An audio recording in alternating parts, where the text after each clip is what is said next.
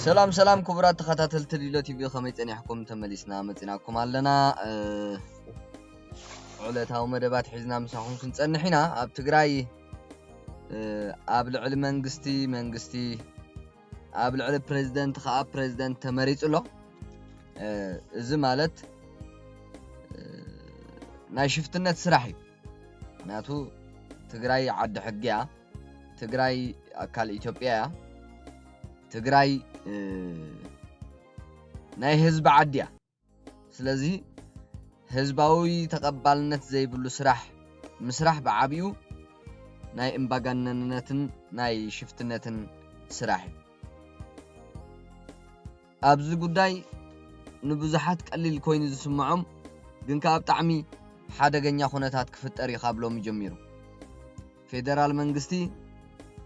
ምናልባሽ ልብዕ ቢን ተዘይ ኮይን እምበር ኩሉ ነገራት ከዓጾ ኽእል እዩ ምኽንያቱ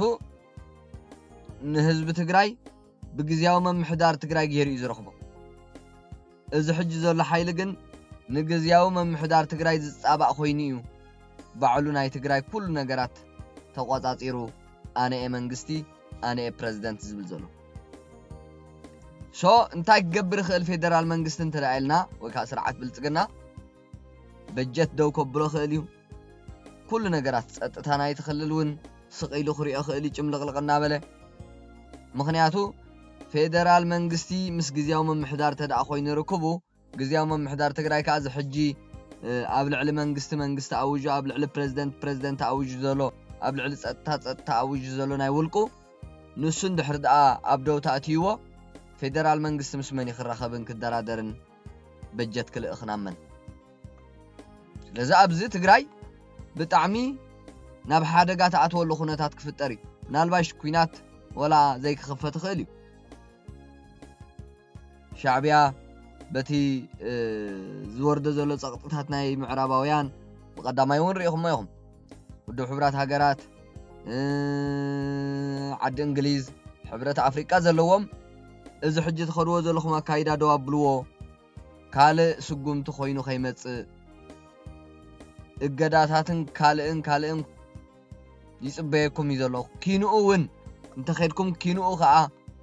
ክስዕበኩም ዝብል ትእዛዝ ተዋሂቦም ኣሎ ንመራሕቲ ህወሓት ወላ ንሻዕብያ እዩ ስለዚ እዚ ዘይክኽፈት ኽእል እዩ ግን ከዓ ንሕና ኢና መንግስቲ ንሕና ኢና ፕሬዝዳንት ንሕና ኢና ተወከልቲ ናይ ትግራይ ንሕና ኢና ንትግራይ እንድሕር ደኣ ኢሎም ቀሪቦም ኣይፈልጠኩምን ይኽብሎም ኽእል ፌደራል መንግስቲ ስለዚ በጀት ደው ክብል እዩ ኩሉ ነገራት ናይ ትግራይ ደው ክብል እንታይ ይኽውን አዲስ ዓለም ባሌማ ዝበሃል ሓደ ምርኮኛ ምሻዕብያ ኩሉ ነገራት ወዲኦም ከም ዘለው ክሳብ ባጤራታት ናይ ሱዳን ባጤራ ናይ ኤርትራ ናይ ሻዕብያ ባጤራ እዚ ሻዕብያ ዝሰርሐቶ ባጤራ ንህዝቢ ኤርትራ ዘጽነተ ባጤራ ጥቕሚ ዘይብሉ ባጤራ ናይ ሻዕብያ ባጤራ ብኡ ናቕፋ ዝበሃል ብኡ ክጥቀሙ ናይ ሱዳን እውን እዝታት ከም ዘለዎም እዮም መደባት ከም ዘለዎም ከም ዝወዲ እዩ አዲስ ዓለም ባሌማ ዝበሃል ምርኮኛ ተዛሪቡ ዘሎ ካልእ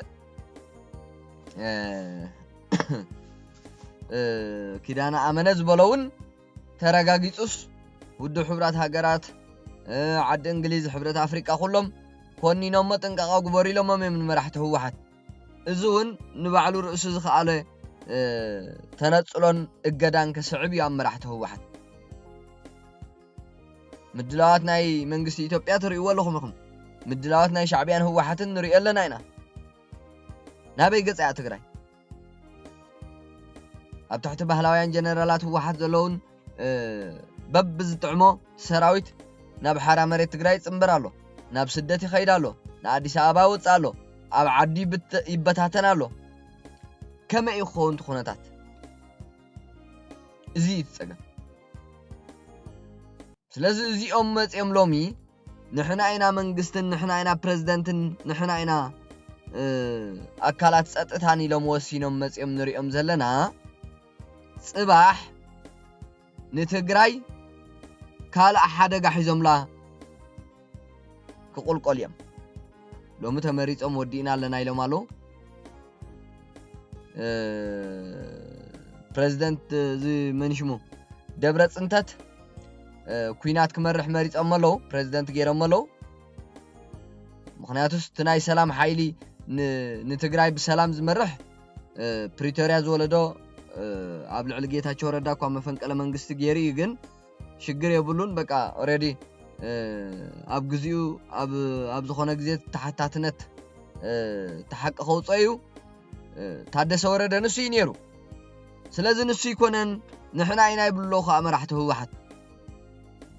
እዚኦም ኩናት ክመርሕዮም ተመሪጾም ዘሎ እዚኦም ንህዝቢ ከተልሉ እዮም ተመሪጾም ዘሎ እዚኦም ንህዝቢ ጎኒጾም ኣብ ዕፅዋዕትዮም ከይፈተወ ህዝቢ ኣብ ጎኖም ተሰሊፉ መስዋዕቲ ክኸፍለሎም ካብ ተሓታትነት ናይ ስልጣን ክድሕኑ ስልጣኖም ከቐጽሉ ናብ ድርድር ክመጽዮም ሎሚ ሓድሽ መንግስትን ሓድሽ ፕሬዝዳንትን መሪጾም ዘለው ማለት ለዚ ኩነታት ትግራይ ብጣዕሚ ያ አንተቦ ዝኾነ መደበ ንብብ ነይረሲ ገሪማትን በቃ ደብረጽንታት ሲ እንታይ ኢሎምን ደብረጽንታት ኩናት ክመርሕ ዝተመርጸ ስርዓ ውልቀ ሰብ ኢሎሞ ሕሰቦ እዚ ዘሎ ትግራይያቱም ሰባት ትግራይ ናበይ ኣትኸይድ ዘላ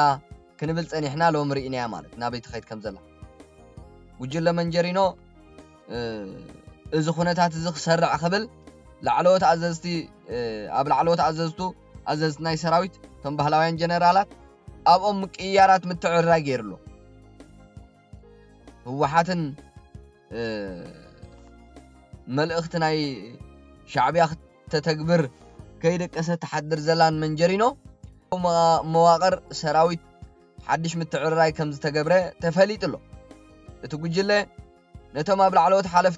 ሓላፍነታት ዝመደቦም መራሕቲ ስም ዝርዝር ዘውፅአ ኮይኑ እዚ ምትዕርራይ እዚ ንምንቅስቃስ ትጉጅለ ንምጥንኻር ዝዓለመ ምዃኑ ዝግመት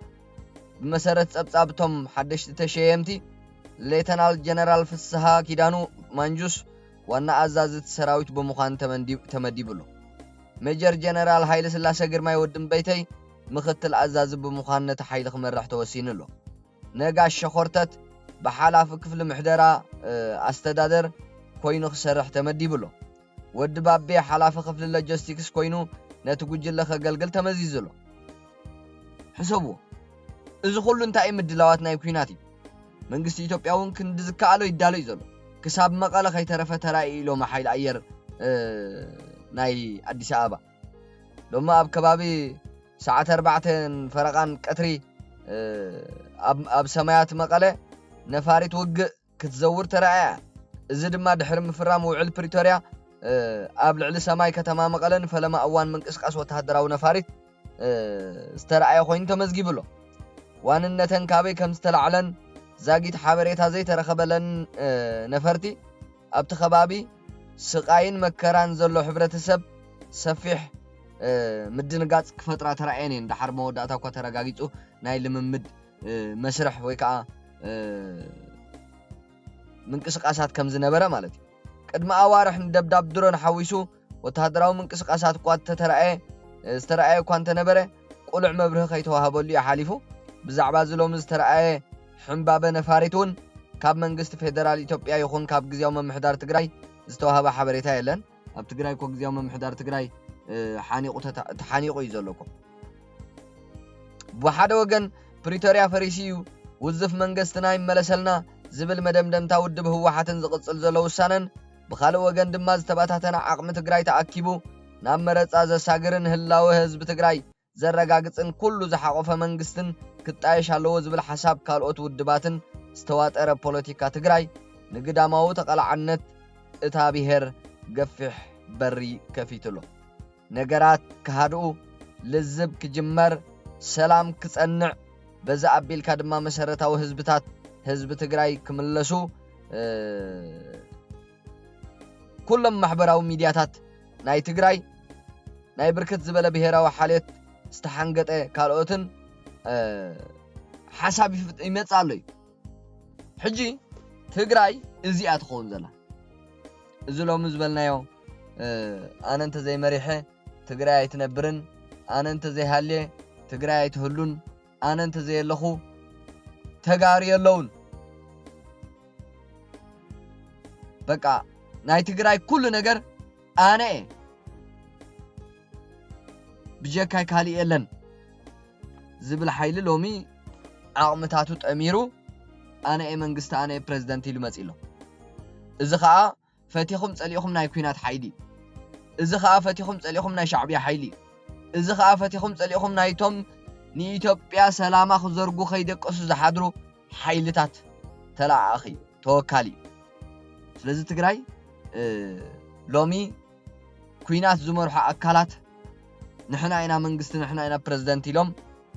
ተወኪሎም ብናይ ባዕሎም ዓቅምታት ንናይ ደገ ጸላኢ ተወኪሎም ኣብ ማእኸል ትግራይ ስልጣኖም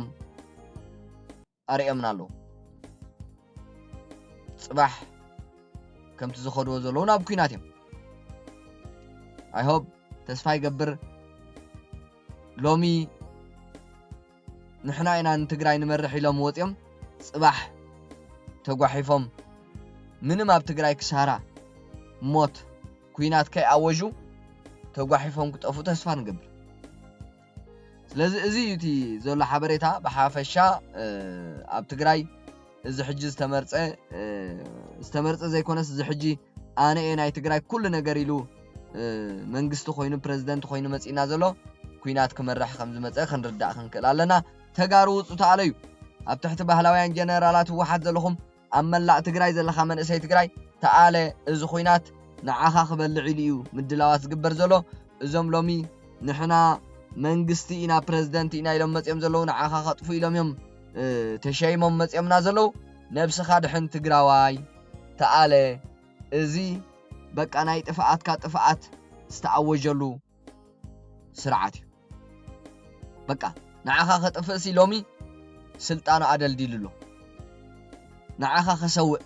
ንዓኻ ኣካልካ ከጉድል ኣብ ትሕቲ ባህላውያን ጀነራላት ወሓት ዘለኹም ኩኑ ወላ ሲቪል ተኣለዩ ካብ ትግራይ ካብ ትሕቲ ወሓት ሲ ተኣለዩ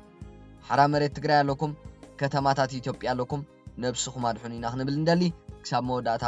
ምሳና ስለ ዝጸናሕኩም ኣመስጊና ኣብ ዝቕጽል መደብና ክሳብ ንረኸብ ሰላም